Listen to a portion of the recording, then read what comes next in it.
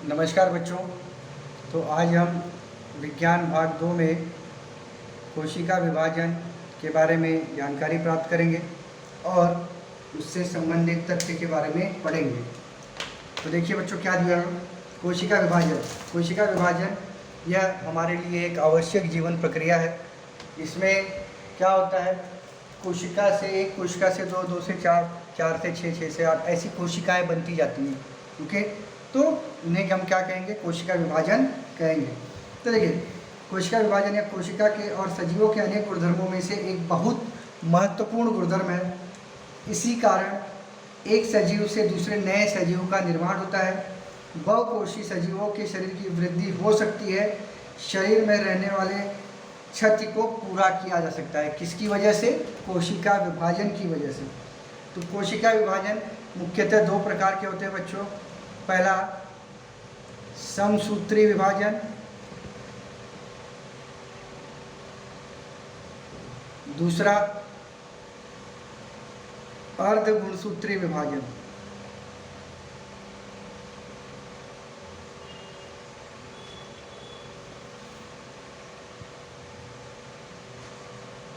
Okay, तो देखो बच्चों, समसूत्री विभाजन जो होता है वो होता है कायिक कोशिका और मूल कोशिका करती है। समसूत्री विभाजन जो है वो शरीर की कायिक कोशिका और मूल कोशिका करती है।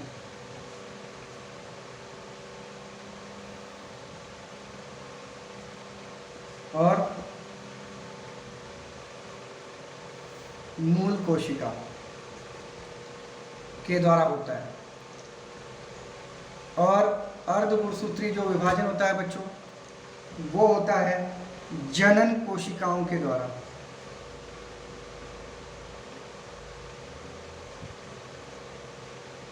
ओके, जनन कोशिकाओं के द्वारा होता है। कोशिका विभाजन का अध्ययन करने से पूर्व हमें कोशिकाओं की रचना जानकारी होना आवश्यक है। इसके अलावा अन्य कोशिका अंधक भी होते हैं। कोशिका अंधक हमने आठवीं में पढ़ा है बच्चों, है कि नहीं? वो उनके बारे में जानकारी होना आवश्यक है। इस जानकारी के आधार पर अब हम दोनों प्रकार के कोशिका के विभाजन का अध्ययन करेंगे। तो देखिए, किसी भी प्रकार की कोशिका विभाजन से पूर्व कोशिका और उसके केंद्रक में स्थित गुणसूत्रों की संख्या को दुगुना करती है। मतलब सपोज अगर 2n गुणसूत्र रहेंगे तो कोशिका विभाजन के टाइम में कितने हो जाएंगे? 4n, मतलब दुगुना। 2n अवस्था में हर प्रकार के गुणसूत्र की एक जोड़ी होती है, लेकिन n अवस्था में हर एक प्रकार का केवल एक ही गुणसूत्र होता है और उसका आकार साथ में दी आकृति के अनुसार होता है।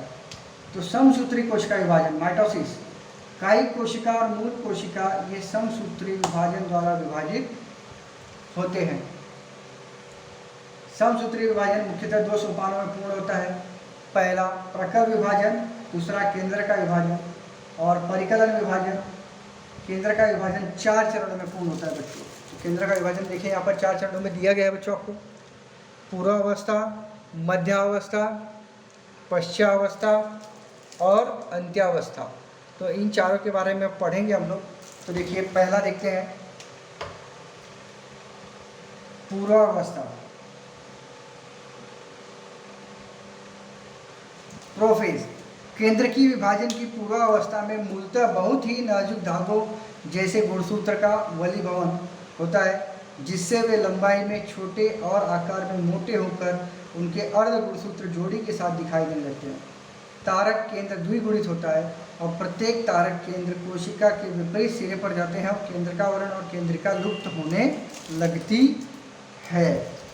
ओके, तो देखिए यहाँ पर पूर्वावस्था के बारे में दिया है।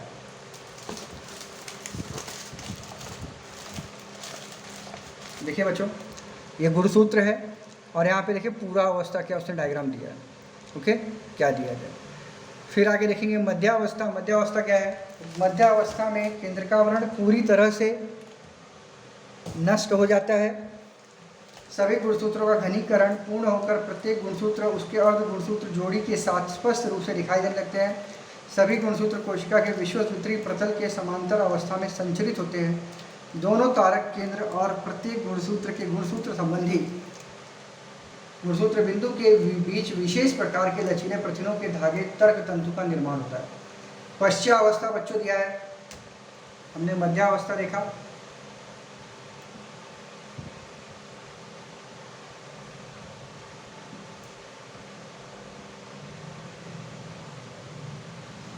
पश्चावस्था, पश्चावस्था में उन धागों की सहायता से गुणसूत्र का विभाजन होकर प्रत्येक गुणसूत्र की अर्ध गुणसूत्र जोड़ी अलग होकर विपरीत दिशा में खींची जाती है। अलग हुए अर्ध गुणसूत्रों को संतति गुणसूत्र कहते हैं, जो अलग हो जाते हैं। इस समय ये खींचे जाने वाले गुणसूत्र केले के घड़ जैसे दिखाई देते हैं। इस प्रकार गुणसूत्रों के दोनों समूह कोशिका में दोनों सिरों पर पहुंचाए जाते हैं। ओके, फिर आगे देखते हैं बच्चों।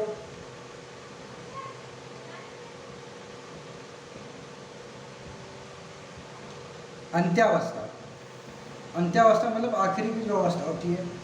अंत्यावस्था में कोशिका के दोनों सिरों तक पहुँचे हुए गुणसूत्र अब विसंगति हो खुल जाते हैं, जिससे वे फिर से नाजुक धागों के जैसे पतले होकर लुप्त हो जाते हैं। दोनों सिरों तक पहुँचे हुए गुणसूत्रों के समूहों के चारों ओर केंद्रकावरण निर्माण होता है। इस प्रकार अब एक कोशिका में दो संतति केंद्रक निर्मित होते हैं।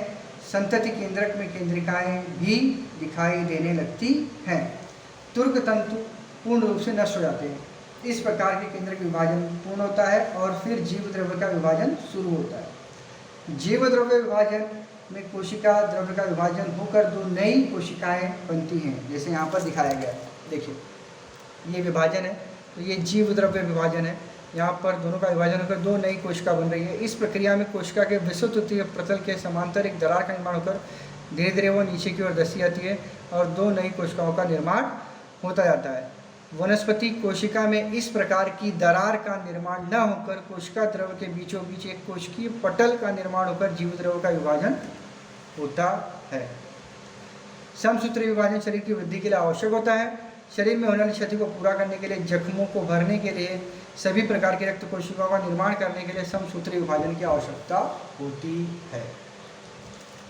तो बच्चों, अभी के लिए इतना ही। आगे हम नेक्स्ट लेक्चर में देखेंगे। धन्यवाद।